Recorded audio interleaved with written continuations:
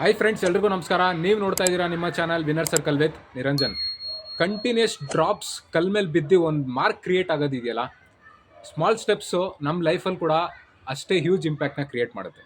ಹೇಗೆ ಅಂತ ಹೇಳಿದ್ರೆ, ನಮ್ಮ ಕೆಲಸದಲ್ಲಿ ನಾವು ನೋಡೋದಾದರೆ ನಮ್ದು ಆ್ಯಕ್ಟಿವಿಟಿ ಟ್ರ್ಯಾಕಿಂಗ್ ಆಗಿರ್ಬೋದು, ಅಥವಾ ನೋಟ್ಸ್ ಮಾಡೋದಾಗಿರ್ಬೋದು, ಇಂಪಾರ್ಟೆಂಟ್ ಮೀಟಿಂಗ್ಸ್ ಅಟೆಂಡ್ ಆಗೋದಾಗಿರ್ಬೋದು, ಇದೆಲ್ಲ ಏನಾಗಿರ್ತದೆ, ಸಿಂಪಲ್ ಸ್ಟೆಪ್ಸ್ ಇರ್ತದೆ, ನೋಡೋದಕ್ಕೂ ಈಸಿಯಾಗಿ ಕಾಣ್ತದೆ. ಬಟ್ ಎಷ್ಟೊಂದು ಜನ ನಾವೇನು ಮಾಡ್ತೀವಿ, ಈ ಸಿಂಪಲ್ ಸ್ಟೆಪ್ಸ್ನ ಜಾಸ್ತಿ ಇಗ್ನೋರ್ ಮಾಡ್ಬಿಟ್ಟು ಏನು ಮಾಡ್ತೀವಿ, ನಮ್ಮ ಪ್ರೋಗ್ರೆಸ್ ಏನಿರ್ತದೆ ಅದರದ್ದು ಸರಿಯಾಗಿ ನಮ್ಗೆ ಟ್ರ್ಯಾಕಿಂಗ್ ಸಿಗೋದಿಲ್ಲ. ನಾವೆಷ್ಟು ಪರ್ಫಾರ್ಮೆನ್ಸ್ ಚೆನ್ನಾಗಾಗಿದೆ, ಇನ್ನೂ ಎಷ್ಟು ಬೆಟರ್ ಮಾಡ್ಬೋದು ಅಂತ ಒಂದು ಕ್ಲಾರಿಟಿ ಇರೋದಿಲ್ಲ.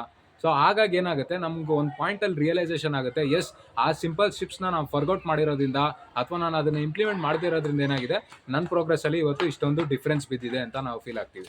ಸೊ ಇನ್ಸ್ಟೆಡ್ ಆಫ್ ಡಿರ್ಗೇಟ್ ಬದಲು ನಾವೇನು ಮಾಡ್ಬೋದು, ಬೆಟರಾಗಿ ಪ್ರೋಗ್ರೆಸ್ ಮೇಲೆ ಟ್ರ್ಯಾಕಿಂಗ್ ಇಟ್ಕೊಂಡು ಸಿಂಪಲ್ ಸ್ಟೆಪ್ಸ್ನ ಫಾಲೋ ಮಾಡೋದೇ ಬೆಟರ್. ನೀವೇನಂತೀರಾ? ಕಮೆಂಟ್ ಬಾಕ್ಸಲ್ಲಿ ಕಮೆಂಟ್ ಮಾಡಿ.